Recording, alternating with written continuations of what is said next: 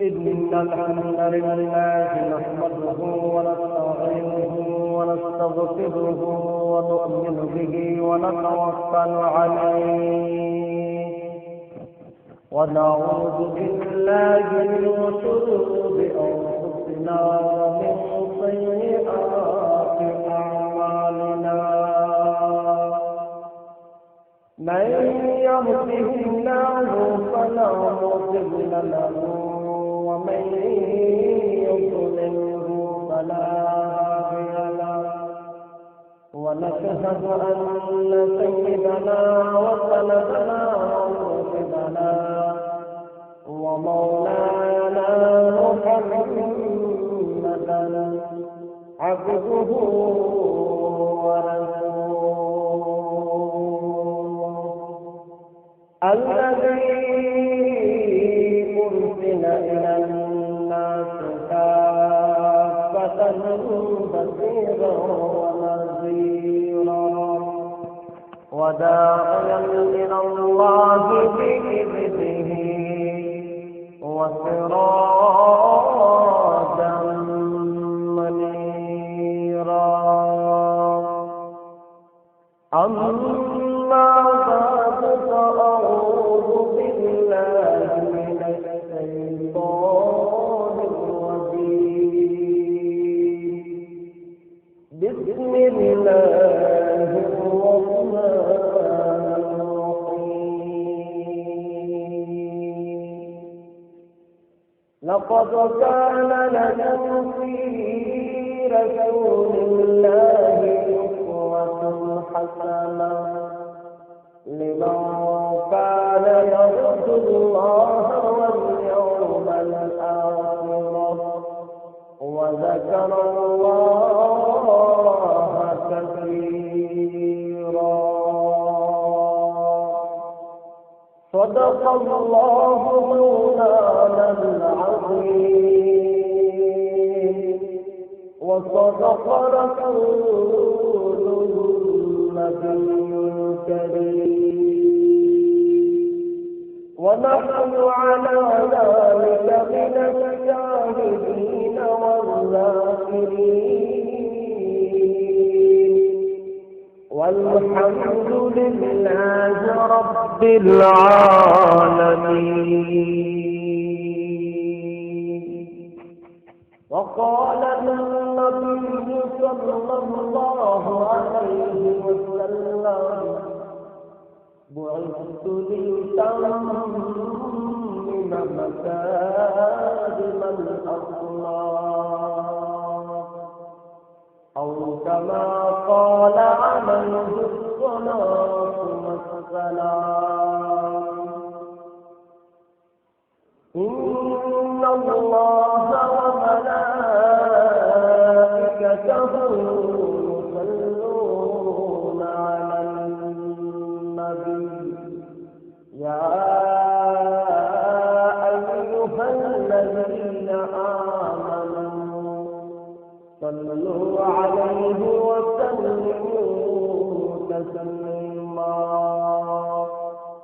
اللهم صل على سيدنا مولانا محمد وعلى آله وأصحابه وسلم اللهم بارك على محمد وعلى آل محمد كما باركت على إبراهيم وعلى آل إبراهيم إنك حميد مجيد بلغ العلا بكماله كشف الدجى بجماله حسنت جميع خصاله صلوا عليه وآله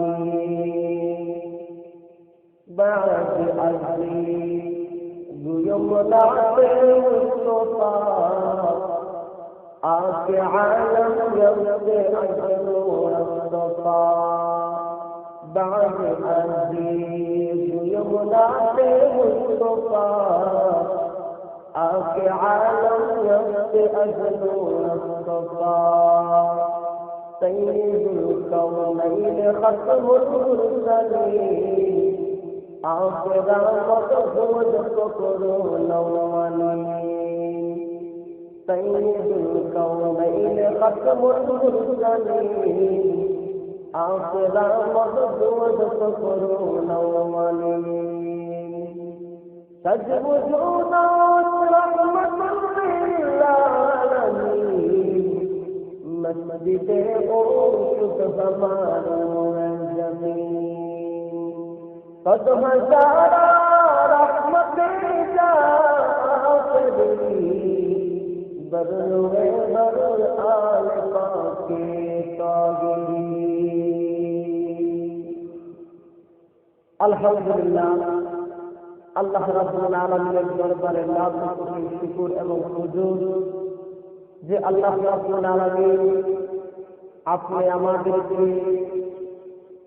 জান্নাতি ঘর জান্নাতি পরিবেশে আল্লাহর ঘরে মসজিদে আসা এবং বসার জন্য তৌফিক দান করেছেন। এই জন্য আমরা শুকরিয়া জ্ঞাপন করছি। সবাই বলে আলহামদুলিল্লাহ।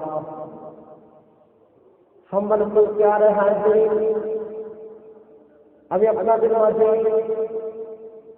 সূরা আহজাবের 21 নম্বর আয়াত তেলাওয়াত করছি।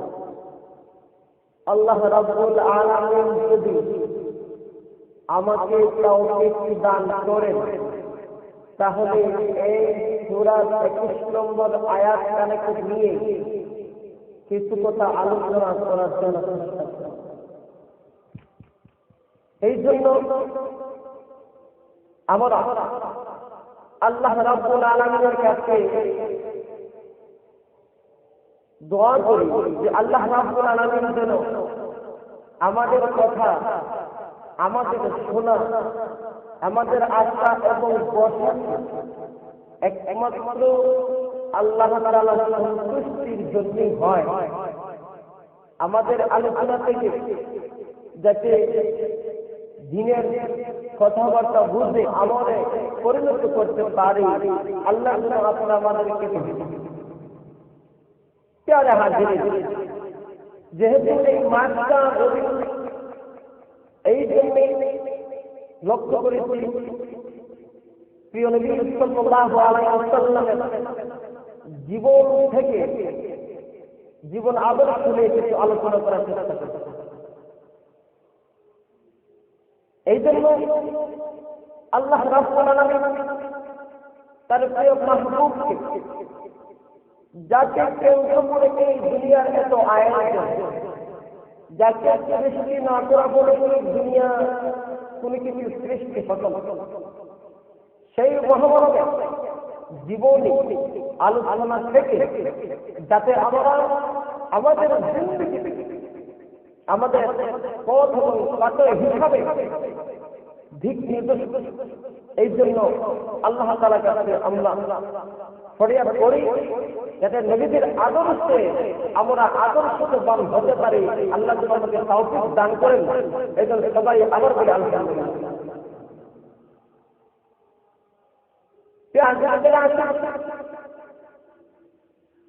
প্রিয় নবী সাল্লাল্লাহু আলাইহি ওয়াসাল্লাম আল্লাহ তাআলা মডেল হিসাবে দুনিয়ার মধ্যে প্রেরণ করেছেন।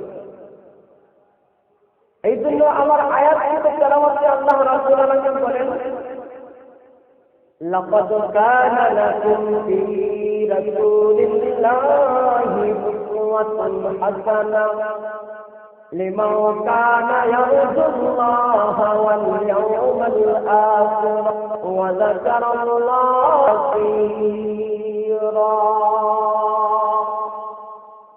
আল্লাহ বলেন, যারা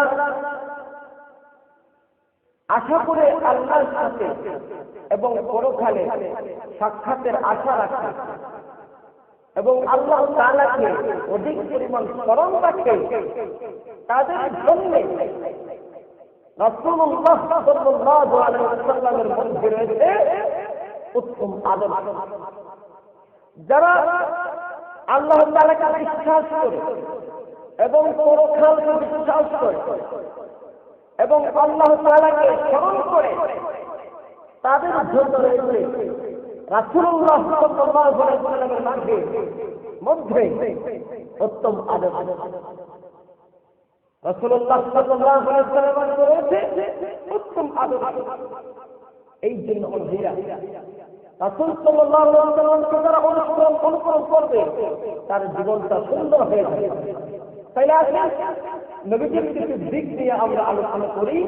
আল্লাহ আপনি আমার পয়গম্বর বিশ্ব নবী রাহমাতুল্লিল আলামিনকে কোথায় কোন জায়গায় কি মর্যাদা দিয়েছেন, কোন জায়গায় সম্মান দিয়েছেন, মর্যাদা দিয়েছেন করে আমরা কিছু আলোচনা আমরা বুঝে গেছি। রাসূলের জীবনীটাকে বুঝার জন্য আমি কয়েকটা ভূমিকা ছিল, কয়েকটা পয়েন্ট নিয়ে আলোচনা করব। আমরা কয়েকটা জগৎ পাড়ি দিয়েছি, এর মধ্যে একটা জগৎ হচ্ছে রূহের জগৎ।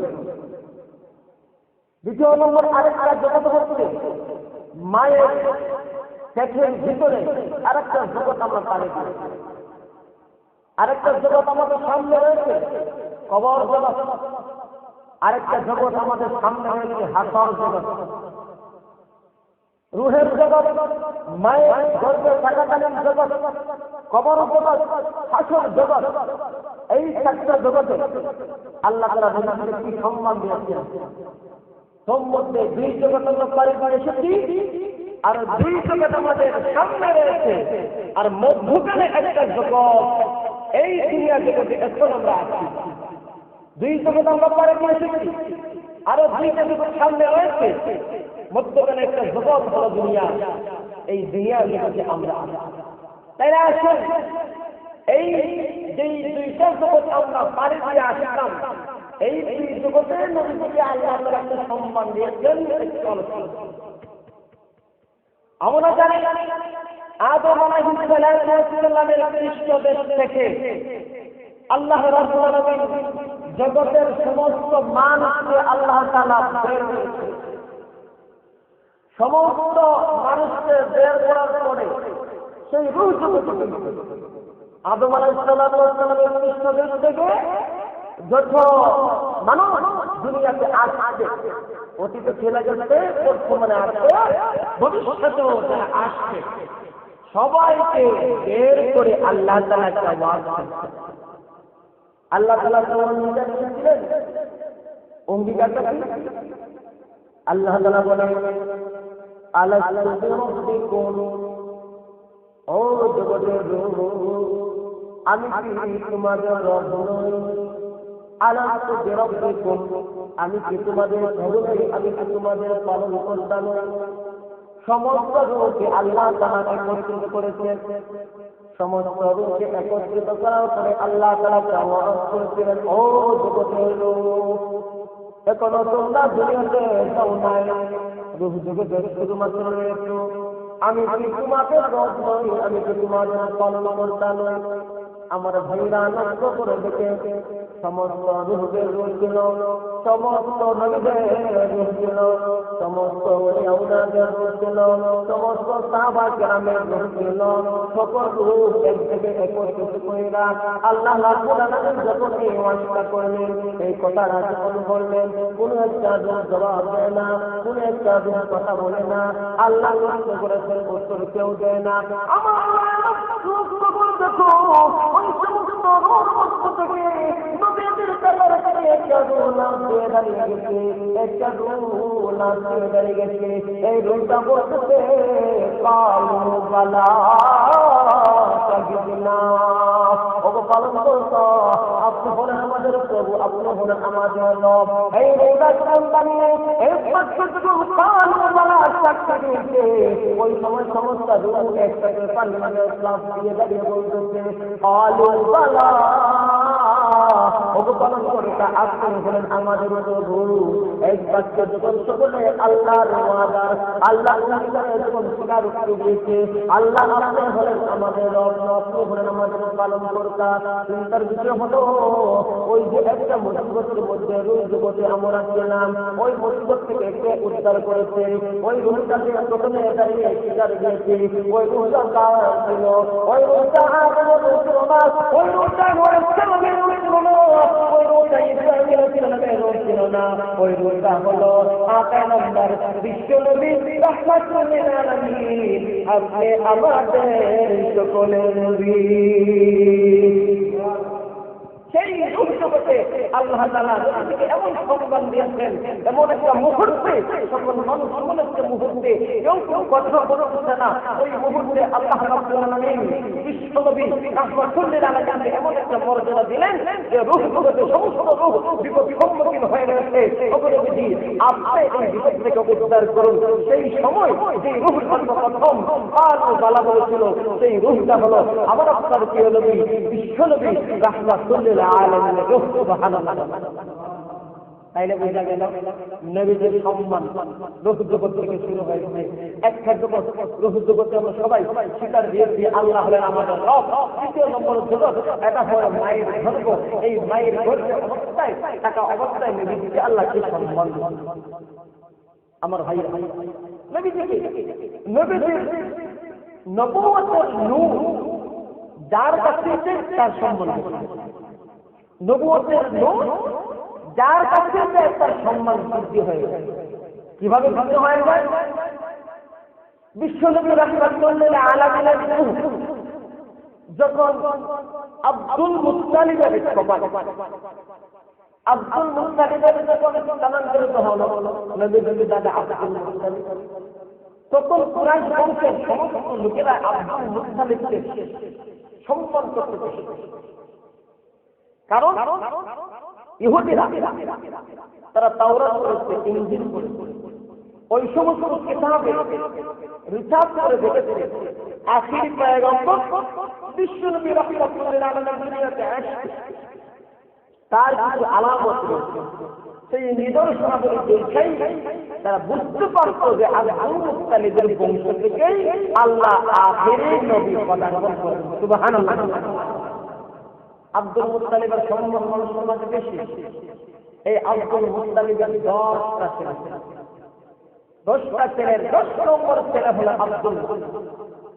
এই 10 নম্বর ছেলে আব্দুল্লাহ যখন হলো, আব্দুল্লাহ যখন নবুয়তের নূর যখন আব্দুল্লাহর কপালে এসে গেছে, তখন দেখা গেল আব্দুল মুত্তালিব থেকে সবচেয়ে মহব্বত বেশি করে মানুষে আব্দুল্লাহ। আব্দুল্লাহকে মানুষের মহব্বত করে ভালো, কারণ তার কপালের মধ্যে নবুয়তের নূর যাকে কেন্দ্র করে আসমান জমিন আল্লাহ তাআলা সৃষ্টি করেছেন, তার নবুয়তের নূরটা আব্দুল্লাহর চেহারায় মানুষ যখন ভালো মানুষ তাহলে তার চেহারা দেখে অনেক সময় বোঝা যায় মানুষ তো ভালো। অনেক সময় চেহারা দেখে অনেক ভালো শোনা যায় লোকটা ভালো। লোকেরাও আব্দুল্লাহকে দেখে ভালোবাসে, মহব্বত করে। অপরদিকে মহব্বত করে আর একটা ঘটনা বলতে আব্দুল্লাহ মদিনায় রওনা হয়েছে। রাস্তার মধ্যে সাক্ষাৎ হলো একটা ইহুদি মহিলা। ইহুদি মহিলার সাথে সাক্ষাৎ হলো। ইহুদি মহিলা আব্দুল্লাহকে দেখা বলতেছে, আব্দুল্লাহ আমি তোমাকে বিবাহের প্রস্তাব দিলাম, তুমি আমাকে বিবাহ করো। আব্দুল্লাহকে যখন এই মহিলার বিবাহের প্রস্তাব দিয়েছে, আব্দুল্লাহকে যখন ওই মহিলা বিবাহের প্রস্তাব দিয়েছে, আব্দুল্লাহ ওই বিবাহের প্রস্তাবটারে অ্যাকসেপ্ট করলেন, গ্রহণ করলেন। আব্দুল্লাহ বলতেছে না, তোমাকে আমি বিবাহ করব। আব্দুল্লাহ এই কথা বইলা দিলেন। আব্দুল্লাহ মহিলাকে কথা বইলা দিলেন, সামনে দিকে যাইতেছে। মহিলা ডাকতে বলে, আব্দুল্লাহ তোমাকে আমি একটা ওট দিব। সেই থেকে ওট, একটা উটের মূল্য এখন একটা ইন্টারেস্টের সমান। আব্দুল্লাহ বলল, না হারাম, সে হারাম হারাম আমি নেব না। সেই দিকে আব্দুল্লাহ যতটুকু তার ইমান হারাম হচ্ছে, সেই দিকে কত কত সম্পন্ন পরিবারের যুবক আব্দুল্লাহ, যার গলে আছে আমাদের নবী আপায় নবী রাহমাতুল্লাহ আলাইহি। আব্দুল্লাহ যখন ওই মহিলাকে যখন বললেন না তোমাকে আমি বিবাহ করবো না, ওই মহিলা বলল আব্দুল্লাহ 100টা উট তোমাকে দেব, 100টা উটের বিনিময়ে আমাকে বিবাহ করো। আব্দুল্লাহ রাজা বলে না মহিলা তোমাকে আমি বিবাহ করবো না। আব্দুল্লাহ মদিনায় চলে গেছে। মদিনায় যাওয়ার পরে ওইখানে মদিনার সম্পর্ক একটা বংশ থেকে আব্দুল্লাহ ওয়াকাব ইবনে আব্দুল মুনাফির কন্যা আমিনাকে বিবাহ করেছেন। আমিনাকে বিবাহ করার পরে মহিলার বন্ধু থাকতে শুরু করলেন। এখানে 3 দিন সেখানে থাকলেন। 3 দিন থাকার পরে আব্দুল্লাহ আমিনাকে সঙ্গে লইয়া মক্কার দিকে রওনা হয়েছে। ওই মুহূর্তে ওই যে মহিলাটা ইহুদি মহিলা যে স্থানে দাঁড়িয়ে আব্দুল্লাহকে প্রথমে বিবাহের প্রস্তাব দিয়েছিল, ওই মহিলাটাকে ওই স্থানে আবার চালু হয়ে গেছে। মহিলাটা বলে আব্দুল্লাহ তোমার সাথে ওই মহিলাকে, তোমার সাথে ওই নারী ডাকে। আব্দুল্লাহ বলে আমি ওই নারীকে বিবাহ করে নিয়েছি। আব্দুল্লাহ যখন এই কথা বলছেন, মহিলা এবার আব্দুল্লাহকে বলে আব্দুল্লাহ আমি যে তোমাকে বিবাহ করার জন্য প্রস্তাব দিয়েছিলাম তুমি কি জানো নি? আব্দুল্লাহ বলেন না আমি জানি না। আব্দুল্লাহ তুমি মনে করছো আমি দুষ্ট নারী এই জন্য তোমাকে বিবাহ প্রস্তাব দিয়েছি? না রে না আব্দুল্লাহ, আমি দুষ্ট নারী নয়, আমি খারাপ কোনো মহিলা নয়। ও আব্দুল্লাহ আমি একজন ইহুদি নারী, তাওরাত পড়েছি, ইনজিল পড়েছি, তাওরাত পড়েছি। ওই সমস্ত কিতাবের মধ্যে লেখা আছে নবুয়তের নূর যার মধ্যে যাবে তার এই আলামত আমি লক্ষ্য করেছি তোমার কপালের মাঝে থেকে যায় বিশ্বনবী রাহমাতুল্লিল আলামিন নূরের নবুয়ত। এই নূরের নবুয়ত দেখা আমি চাইলাম ওই নূরের নবুয়তটা আমার গর্বে আসুক, কারণ ওই করবে ওই নূরের নবুয়তটা যার যাবে যাবে সে সম্মানিত হয়ে যাবে। পরে আব্দুল্লাহ আমি এখন দেখতে পাইলাম তোমার কপালের মধ্যে এই নূরের নবুয়তটা নাই। এই নূরের নবুয়তটা অন্তরান্তরিত হয়ে আমি আর গর্বে ফিরে গেছে, আমি না কোনো ভাগ্যবান হয়ে গেছে। পরে আব্দুল্লাহ আমি দিয়েছিলাম বিশ্বনবী রাহমাতুল্লিল আলামিনের গর্ভধারিণী মা হব, এই জন্য আমি বলেছিলাম আব্দুল্লাহ আমাকে বিবাহ করো। আব্দুল্লাহ ভাগ্যে নাই, আমি না বড় ভাগ্যবান হয়ে গেছে। মহিলা বলল আব্দুল্লাহ আমার ভাগ্য খারাপ, ভাগ্য নাই, আমি না বড় ভাগ্যবান হয়ে গেছে, কারণ নূরের নবুয়ত যার মধ্যে যার সম্মান বেড়ে যাবে। আমি না বললাম নূরের নবুয়ত শিশু নবী, বরকতের নবী, করুণার নবী, বিশ্বনবী রাহমাতুল্লিল আলামিন আমি না গর্বিত। এই গর্ব জগৎ একটা জগৎ বলছিলাম রুহুর জগৎ, আর একটা বলছিলাম সেই গর্ব জগৎ। এই দুইটা জগৎ আমরা পারি ভালো। তো নবীজিকে রুহের জগৎকে সম্মান দিয়েছি শুনলাম, গর্ব জগৎ নবীজিকে সম্মান দিলেন, আর নবীজিকে যে ধারণ করেছে তাকে যে সম্মান দিলেন। মা আমিনা ডাক্তার বলে জন্মের আগের ঘটনা, আমিনা ডাক্তার বলে জন্মের আগে ঘটনা আমি তোমাদের শোনাই। ও জগতের মহিলা, বিশ্বনবী রাহমাতুল্লিল আলামিনকে যখন আমি গর্ভ ধারণ করি, আমি স্বপ্নে দেখলাম, আমি স্বপ্নে দেখি একটা নূর, যে নূরের আলোতে পারস্য এবং রূপ সম্রাট সবগুলো জিনিস আমার চোখে ভেসে উঠেছে। আরো ঘুরে বলে আমরা ডাক্তার বলে ও তোমাদের মহিলা ভালো করে শুনে, মানুষ গর্ভধারণ করলে ভূমি বাংলাকে আলসামি বাংলাকে কোনো কাজ করতে ভালো লাগে না, মনের মধ্যে অশান্তি থাকে, কষ্ট থাকে। কিন্তু আমি যখন শিশু নবী বরকতের নবী করুণার নবীকে যখন আমি গর্ভধারণ করেছি, সেই সময় আমার কোনো ভূমি বাবা হয় নাই, কোনো কষ্ট হয় নাই, কোনো অশান্তি আমার হয় নাই। শিশু নবী বরকতের নবীকে নিয়া আমি কোনো কষ্ট অনুধাবন করি নাই। শুধু তাই না, আল্লাহ রাব্বুল আলামিন আমিনাকে দেখালেন, আমিনা তোমার গর্ভে যে সন্তানটা হবে সাধারণ কোনো সন্তান নয়, এই গর্ভে যে সন্তানটা হবে দুনিয়ার কোনো শিশুদের মতন শিশু নয়। এই সন্তান যখন ভূমিষ্ঠ হবে তখন তুমি তার নাম রাখবে মোহাম্মদ। ভূমিষ্ঠ হওয়ার পরে ওই শিশুটাকে আমার হাতে সুপুর্দ করে দিবে, কারণ আমি না আমার হাবিবকে আমি আল্লাহ জিম্মাদারি দিয়েছি। এটা হলো গর্ব অবস্থা। শুধু তাই না, আগে বলে যে সন্তান প্রসবের যে একটা ব্যথা, এই ব্যথাটাই আমি অনুধাবন করতে পারি। শুধু তাই না, নবী যদি দুনিয়াতে পদার্পণ করলেন, দুনিয়াতে আগমন করলেন, নার কাটা অবস্থা দুনিয়াতে আসে। সুবহানাল্লাহ। একটা শিশু দুনিয়াতে আসতে হলে নার সঙ্গে থাকে, নবী যদি আসলেন নার কাটা অবস্থায় আসে। এই হলো নবীজির জন্মের সময় কিছু অলৌকিক ঘটনা। যে অলৌকিক ঘটনা কেন্দ্র করলেই বোঝা যায় যে বিশ্বনবী রাহমাতুল্লিল আলামিন দুনিয়াতে আগমন করলেন। বলি এই ইহুদি মক্কায় দর্শন করার জন্য আসছে, মক্কা দর্শন করতে আসছে, আয়েশা দেখে জি নবীজি দুনিয়াতে আগমন করবেন 12 তারিখ রবিউল আউয়াল মাসের 12 তারিখ যেই দিন নবীজি আগমন করবেন, ওই রাত্রিতে ইহুদি রাত্রি বের হলেন।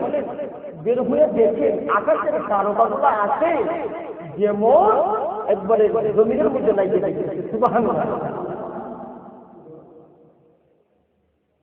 এই ইহুদি এই আকাশের তারকার এই অবস্থা দেখে চিন্তিত হয়ে গেছে। একে আকাশের এই তারকা কেন জমিনের মধ্যে লাগিয়ে দিয়েছে, যেমন কত অবস্থা। ইহুদি চিন্তা করতে শুরু করছে। সকালবেলা হলো, সকালবেলায় মানুষদেরকে বলতেছে যে দেখো আজকে মক্কায় কোন শিশুকে দুনিয়াতে আগমন করতে, তার একটা সংবাদ আমার। ইহুদি কথা বলছে, মানুষ বের হয়ে গেছে, কোন শিশু নাকি দুনিয়াতে আগমন করছে ভোরবেলায়। কারণ ইহুদি জানতো, ইহুদি কিতাবের মধ্যে লেখা আছে, তাওরাত কিতাবে লেখা আছে নবী যখন আগমন করবেন কি অবস্থা হবে সব তার ওয়াক্ত থাকছিল।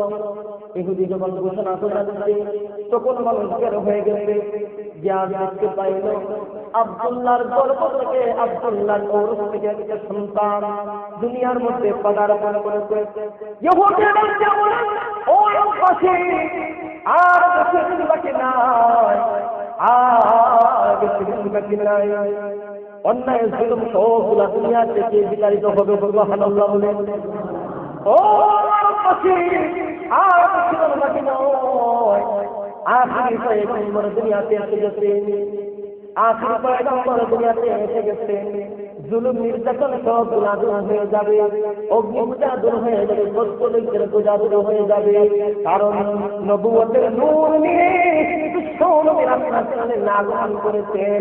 ইহুদিকে যখন প্রশ্ন করা হলো, ও ইহুদি তুমি এই কথাগুলো কোথায় পেলে, কিভাবে তুমি পাইলে? ইহুদি জানে বলতেছে, তোমরা জানো আমি তাওরাত কিতাবের ইলম ওয়ালা, আমি তাওরাত কিতাবের পণ্ডিত, আমি তাওরাত কিতাব পড়ে গেছি, আমি তাওরাত কিতাব পড়েছি, ইনজিল কিতাব পড়েছি। ওই সমস্ত কিতাবের মধ্যে নবী কখন নবী কখন আগমন করবেন, নবী কখন দুনিয়ার মধ্যে আগমন করবেন, ওই কোন কথাগুলো ওই কিতাবে লেখা আছে। আর ওই কথাও লেখা আছে আকাশের মধ্যে এমন একটা তারকা উদিত হবে, এমন একটা তারকা উদিত হবে, ওই তারকা উদিত হলে দুজাহানের সরদার বিশ্বনবী রাহমাতুল্লিল আলামিন দুনিয়ার মধ্যে আগমন করবে। আমি ওই কিতাবের কথা আর ওই তারকার দিকে লক্ষ্য করে আমি বুঝতে পারলাম ওই তারকাটা দেখেছি আমি উদিত হয়ে গেছে। আর অপর দিকে দেখা যায় মুহাম্মদ শিশু দুনিয়ার মধ্যে আগমন করেছে। নবীজির জন্মের এই নিদর্শনগুলাই প্রমাণ ছিল করে নবীজি দুনিয়ার মধ্যে আগমন করবেন। মায়ের জগতে আল্লাহ তাআলা এই মহিলা আমিনাকে সম্মান দিয়েছেন, আমিনাকে গর্ভধারিণী অবস্থায় সম্মান দিয়েছেন। আমার আল্লাহ বলেন, আমার নবীকে যারা নাকি আমার নবীর নবুয়তের নূর যারা নাকি গ্রহণ করেছে তাদেরকে আমি সম্মান দিয়েছি।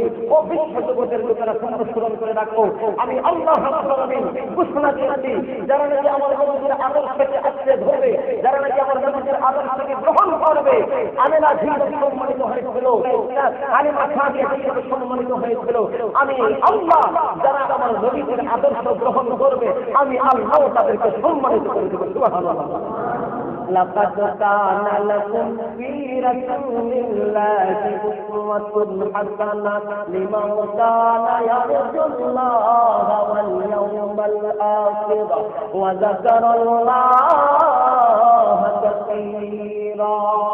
আল্লাহ রাব্বুল আলামিন জানিয়ে দিলেন, যারা আল্লাহকে বিশ্বাস করে, আখিরাতকে বিশ্বাস করে এবং আল্লাহকে বেশি বেশি করে স্মরণ করে, তাদের জন্য আমি রাসূলকে প্রেরণ করেছি, তাদের জন্য আমি রাসূলকে মডেল হিসেবে প্রেরণ করেছি।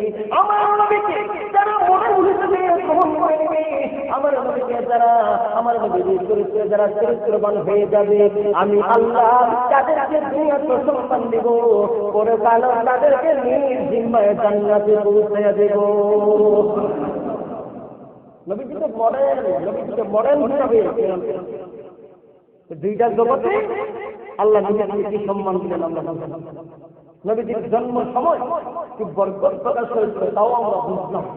আজকে তো আমরা মডেলের প্রয়োজন, মডার্ন যুগ, আধুনিক যুগ, আমরা তো মডেলের জন্য পাগল।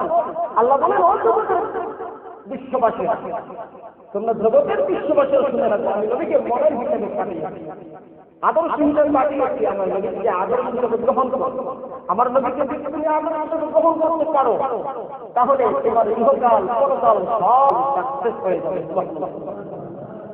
নবীজিকে যারা গ্রহণ করেছে, যারা গ্রহণ করে নিয়েছে, তারা ভাগ্যবান হয়ে গেছে।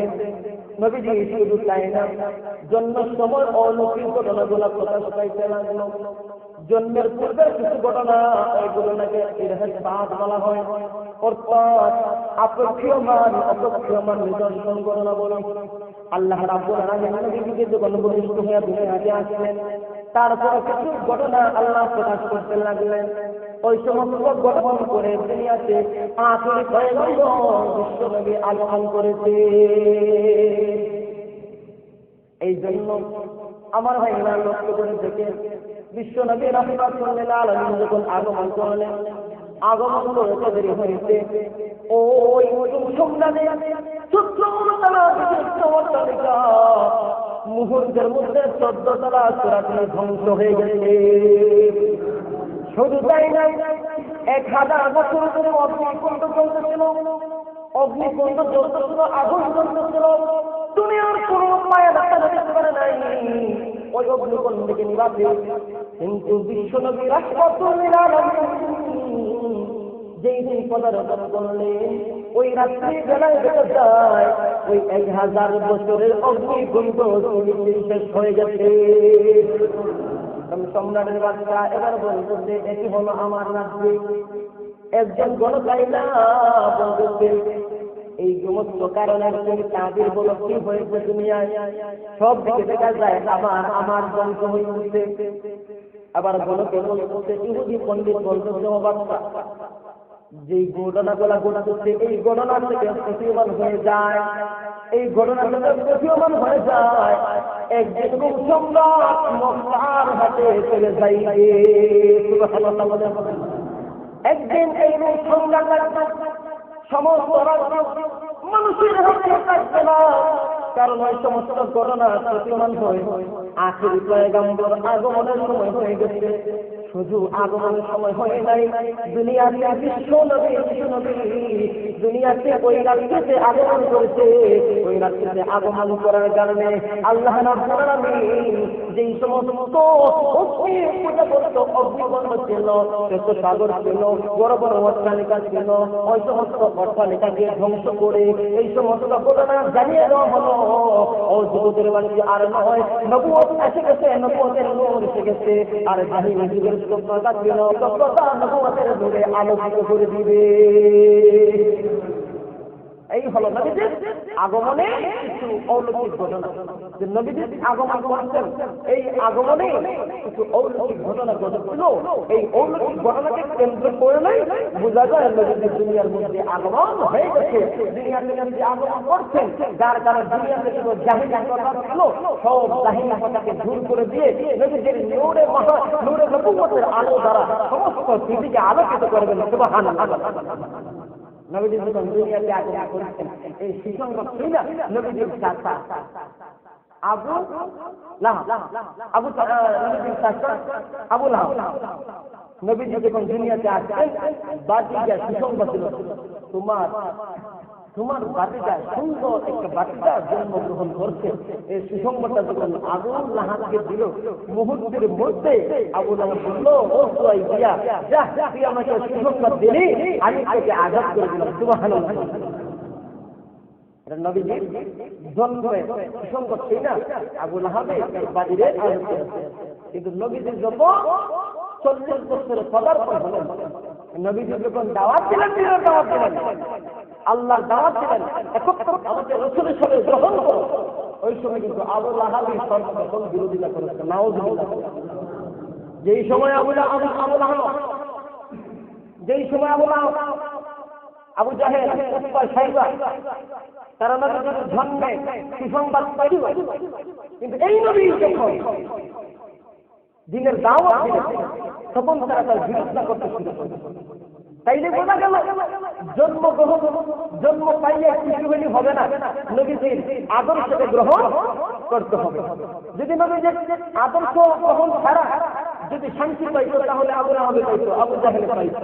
কারণ নবীজির জন্মগ্রহণ হইলে নবীজির জন্মের খুশিতে তারা বাড়ি পর্যন্ত আজাদ দিতে। কিন্তু নবীজি যখন আদর্শের কথা বললেন, আমাকে গ্রহণ করো, আমার চরিত্রবান হোক, আমি যে কথা বলছি ওই কথা তোমরা গ্রহণ করো, এই কথা তাদেরকে শোনাইলেন, তখন তারা আর বিরোধিতা করতে শুরু করলো। নবীজি বললেন, আমার জন্ম পাইয়া যারা খুশি হয়েছে, খুশি হওয়ার পরে আমার আদর্শকে যারা গ্রহণ করে নিচ্ছে, আমার সিরাতকে যারা গ্রহণ করে নিচ্ছে, তারা দুনিয়াতে সফলকাম হয়ে গেছে, পরকাল সফলকাম হয়ে গেছে। সুবহানাল্লাহ। এনে বোঝা গেল জন্ম পাইয়া খুশি হইলে হবে না, নবীজি আদর্শ নিয়ে এসেছে, ওই আদর্শকে বান হতে হবে। যদি জন্ম পাইয়া নবীজির আদর্শকে বিনা যায়, তাইলে হবে না। নবীজির জন্ম আলোচনা করতে হবে, নবীজির আলোচনা করতে হবে, নবীজির আদর্শ নিয়ে আলোচনা করতে হবে, নবীজির আদর্শবান হতে হবে। নবীজি যেই কথা বলছেন সেই কথা মানতে হবে। নবীজি যেই কথা নিষেধ করেছেন, বাধা দিয়েছেন, ওই নিষেধ বাধা আমাকে মানতে হবে। যদি না মানি তাহলে আমরা সফলকাম হবে না, নবীজির কাছে আশিক হব না। আশিক যদি হতে হয় তাহলে নবীজির আদর্শ ছাড়া একজন কাছে আল্লাহর আশিক হওয়া যায় না। নবীজির আশিক হতে হলে, একজন খাঁটি আশিক হতে হলে নবীজির আদর্শ ছাড়া একজন খাঁটি আশিক হওয়া। আমার ভাইরা, বলছিলাম যে আল্লাহ তাআলা নবীজিকে এই রূহ জগতে এবং মায়ের গর্ভে সম্মান দিয়েছিলেন। আরেকটা জগৎ হলো কবর জগৎ, এই কবর জগতে নবীজিকে কি সম্মান দিয়েছিলেন। আরেকটা জগৎ হলো হাসর জগৎ, ওই হাসর জগতে নবীজিকে কি সম্মান দিয়েছিলেন। এই একটা জগতের মধ্যখানে একটা জগৎ, সেটা হলো দুনিয়া জগৎ। এই দুনিয়া জগতে আমার আপনার নবীজিকে আল্লাহ কি সম্মান দিয়েছিলেন। যেই জগৎ আমরা আলোচনা করলাম, এই জগৎ থেকে আমরা বুঝতে পারলাম নবীজিকে আল্লাহ অনেক সম্মান দিয়েছেন। পরের থেকে জগৎ রয়েছে হাসর জগৎ, সময় যদি সংকীর্ণ, এই হাসর জগতে দেখতে পারবো না, কবর জগতে দেখতে পারবো না, কিন্তু মধ্যখানে একটা জগৎ রয়েছে, ওই জগতে আমাদের আপনার নবীজিকে কি সম্মান দিয়েছেন। আমার ভাইরা, এই দুই জগৎ নবীজির জীবনটাকে দুই ভাগে বিভক্ত করা যায়। এক নবুয়তের পূর্বের অবস্থা, আরেকটা হলো পরের অবস্থা। এই তদ্রুপভাবে মানুষের জীবনকে দুই ভাগে ভাগ করা যায়। এক নম্বর হলো বুলুগিয়তের পূর্বের অবস্থা, অর্থাৎ প্রাপ্ত বয়স্ক হওয়ার পূর্বের অবস্থা। আরেকটা হলো প্রাপ্ত বয়স্ক হওয়ার পরের অবস্থা। ঠিক তদ্রুপভাবে আল্লাহ নবীজির জীবনকে দুই ভাগে বিভক্ত করে দিয়েছেন।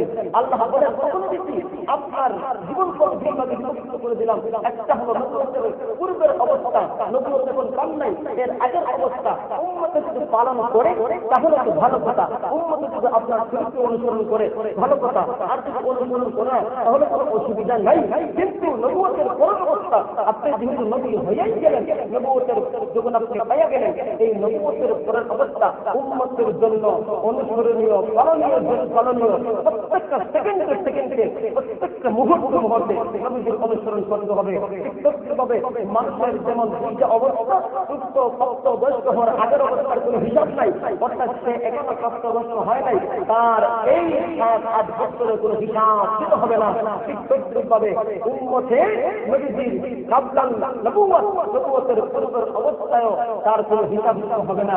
ঠিকভাবে নবুয়তের প্রাপ্তি হওয়ার পরে সেই অবস্থা, 40 বছরের জিন্দেগির যে অবস্থা, এই অবস্থার যেমন ভাবে হিসাব আছে, ঠিকভাবে মানুষেরও প্রাপ্তবয়স্ক হওয়ার পর থেকে নিয়ে প্রত্যেকটা সেকেন্ডের, প্রত্যেকটা মিনিটের, প্রত্যেকটা সময়ে মানুষ আল্লাহর দরবারে হিসাব। আপনি আমার সঙ্গে বিভক্ত হয়ে গেছে, আপনি প্রাপ্ত হওয়ার পূর্বের অবস্থা 7 বছর, এই 6 বছর, 5 বছর, এই অবস্থা, কার কি জিনিস খাইছেন হিসাব লাগবে না, কার কি জিনিস কষ্ট করছেন হিসাব লাগবে না।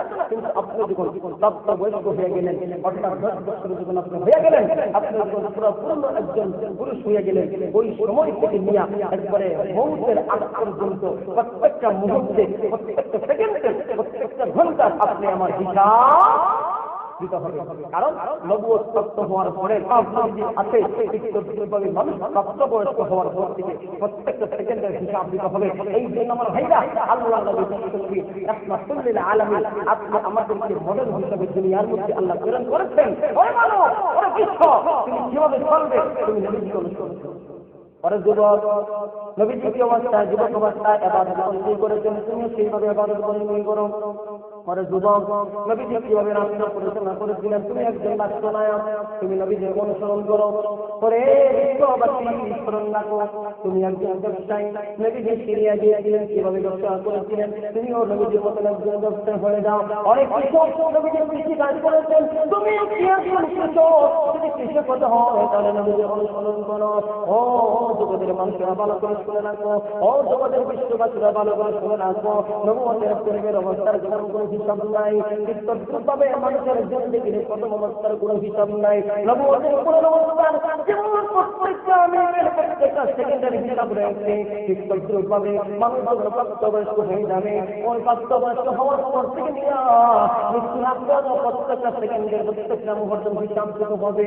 ওই জগতের বাসী আল্লাহ রাব্বুল আলামিন জানিয়ে দিলেন, ও জগতের বাসী, তোমরা যারা নাকি আমি আল্লাহর সাথে সাক্ষাৎকে বিশ্বাস করো, আমার কিয়ামতকে বিশ্বাস করো, আখিরাতকে বিশ্বাস করো, আসমানকে বিশ্বাস করো, আমাকে বেশি বেশি স্মরণ করো, তোমাদের জন্য আমি মরণ হিসাবে রাসূলকে প্রেরণ করেছি।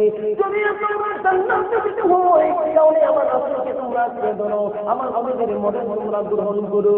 আমার নবীর মডেল যদি গ্রহণ করতে পারো তাহলে আমি আল্লাহ বলতেছি, দুনিয়াতে তোমাদেরকে কামিয়াব করে আমি আল্লাহ তোমাদেরকে জান্নাতে পৌঁছে দেব। মডেল করতে হবে রাসূলের, আদর্শ গ্রহণ করতে হবে রাসূলের। এই জন্য রাসূলের আদর্শ ছাড়া, রাসূলের মডেল ছাড়া অন্য মডেলে চললে জান্নাত তো দূরের কথা, জাহান্নামে যাবো কি না তাও সন্দেহ। কারণ 5টা বিষয়ে কাল প্রশ্ন করা হবে। 1 নম্বর হলো তোমার হায়াত, তোমার কোন কাজে ব্যয় করছো, হিসাব দাও। যদি হিসাব না দিতে পারেন, হিসাব তো না দেওয়ার আগে সে জাহান্নামে যাবে না জান্নাতে যাবে তাও বলতে পারে না। এই জন্য আল্লাহ বলেন যে নবুয়তের পরের অবস্থাটা প্রত্যেকটা উম্মতের জন্য ওয়াজিব ওয়াজিব, প্রত্যেকটা কাজ, প্রত্যেকটা কর্ম নবীজির উম্মতেরা করতে হবে। ঠিকভাবে মানুষ যখন বালেগ হয়ে যাবে, প্রাপ্তবয়স্ক হয়ে যাবে, ওই সময় থেকে তার হিসাব শুরু হয়ে গেল। এটা হলো দুনিয়ার জগৎ। আমরা 2টা জগৎ পাড়ি দিলাম। একটা জগৎ হলো হাসরের, একটা জগৎ হলো রূহের জগৎ, আর একটা জগৎ হলো মায়ের গর্ভের জগৎ। ওই 2 জগতে যেমন কোনো হিসাব নাই, এই 2 জগতের মধ্যে কোনো হিসাব নাই। সামনে দুইটা জগৎ রয়েছে, একটা হলো কবর জগৎ আর একটা হলো হাসর জগৎ। ওই দুই জগতের হিসাব আছে। মধ্যখানে হলো হিসাব যে তুমি করবা, দুনিয়াতে কি তুমি করেছো, তুমি ভালো করে দুনিয়াতে হিসাব করার জন্য সব নেক আমল করে যাও, পরকালে কবরে গেলেই তোমার হিসাব দিতে সহজ হবে। তুমি যদি দুনিয়াতে সৎকর্ম করে যাইতে পারো, পরকালে আল্লাহ হিসাব চাইবেন, তিনটা প্রশ্ন করবেন। তিনটা প্রশ্নের উত্তর যদি দুনিয়াতে যদি তুমি নিয়ে আসতে পারো, তাহলে কবর জগতে হিসাব সহজ হয়ে যাবে। কবর জগতের হিসাবদার সহজ হবে, তার ফুলসিরাতের হিসাব সহজ হয়ে যাবে। ফুলসিরাতের হিসাবদার সহজ হয়ে যাবে, তার হাসরের ময়দানে হিসাব সহজ হয়ে যাবে। যার হাসরের ময়দানে হিসাব সহজ হবে, আল্লাহ বলবেন ওই বান্দাকে আমি বিনা হিসাবে জান্নাতে পৌঁছে দিলাম। এই জন্য এই মধ্যকালে জগৎটা হলো বড় কঠিন জগৎ। এই মধ্যকালের জগৎটা কঠিন জগৎ। আমরা তো অনেক সময় বইলা ফেলি, মরলে পরে যা হইবার হইবে না। আরে ভাই, বলা তো সহজ, কিন্তু মইরা তো দেখো, মরলে তো দেখবি ঠিকই, কিন্তু আর তো সুযোগ হবে না। এই জন্য মরার আগেই আপনি আমাদের এই যে দুনিয়ার জগৎ, এই জগৎটাকে চিনতে হবে। এই জগতের নবীজির আদর্শ কি, এই জগতের নবীজির ভূমিকা কি, এই জগৎই আপনি আমাদেরকে চিনতে হবে। এই জন্য আল্লাহ বলেন, লাকাদ কানা লাকুম ফী রাসূলিল্লাহি উসওয়াতুন হাসানা লিমান কানা ইয়ারজুল্লাহা ইয়াওমাল আখিরা ওয়া যাকারাল্লাহা কাসীরা। ও জগৎবাসী, যারা নাকি আমি আল্লাহকে বিশ্বাস করো, আমার আখিরাতকে বিশ্বাস করো, আমাকে বেশি বেশি স্মরণ করো, তোমাদের জন্য অবশ্যই অবশ্যই তোমাদের জন্য আমি রাসূলকে মডেল হিসাবে প্রেরণ করেছি। তোমরা রাসূলের আদর্শ গ্রহণ করো। যদি আদর্শ গ্রহণ করতে পারো, তাহলে আমি আল্লাহ তোমাদেরকে জান্নাত দান করবো। সুবহানাল্লাহ বলেন। এই জন্য আমার ভাইরা, দুই জগতের আলোচনা শেষ হলো। মোটামুটি আরো তিন জগৎ রয়েছে। আমার নবীজিকে দুনিয়ার জগতে আল্লাহ কি সম্মান দিয়েছেন, সময় হলেই, সময় সুযোগে এই দুনিয়ার জগতে আল্লাহ রাসূলকে কি সম্মান দিয়েছেন আলোচনা করব। দ্বিতীয় জগতে হাসর কবর জগৎ, আর একটা হাসর জগৎ, সময় সুযোগে ইনশাআল্লাহ আলোচনা করা হবে। এই সমস্ত আলোচনার থেকে মোট কথা হলো, আল্লাহর হাবিব, পিয়ারা হাবিব, বিশ্ব নবী রাহমাতুল লিল আলামিন যেই দিনকে নিয়ে এসেছেন, ওই দিনকে আমরা পরিপূর্ণভাবে পালন করতে হবে। কারণ এই দিনের মধ্যে আল্লাহ যে দিন নিয়ে এসেছেন, ওই দিনের মধ্যে আছে নামাজ, ওই দিনের মধ্যে আছে রোজা, ওই দিনের মধ্যে আছে হজ, এই দিনের মধ্যে আছে আমানত, এই দিনের মধ্যে আছে সততা, এই দিনের মধ্যে সব কিছু আল্লাহ দিয়েছেন। তুমি একজন ব্যবসায়ী হবেন, সততার সাথে ব্যবসা করো। তুমি নামাজি হয়ে যাও, তুমি রোজাদার হয়ে যাও, তুমি সদকাকারী হয়ে যাও, তুমি হজকারী হয়ে যাও। যদি এই সমস্ত গুণে তুমি গুণান্বিত হতে পারো মুমিন, তাহলে শুনে রাখো, আল্লাহ রাব্বুল আলামিন কাল কিয়ামতের তোমাকে বিনা হিসাবে জান্নাতে পৌঁছায় দিবেন। সুবহানাল্লাহ বলেন। আল্লাহ রাব্বুল আলামিন আপনি আমাদেরকে যেন আল্লাহর এবং তার রাসূলের মনোনীত দ্বীনের উপর সঠিকভাবে বুঝা আমল করতে পারে, আল্লাহ তাআলা আপনি আমাদেরকে তৌফিক দান করেন। সবাই বলেন আমিন। ওয়া আখিরু দাওয়ানা আলহামদুলিল্লাহি রাব্বিল আলামিন।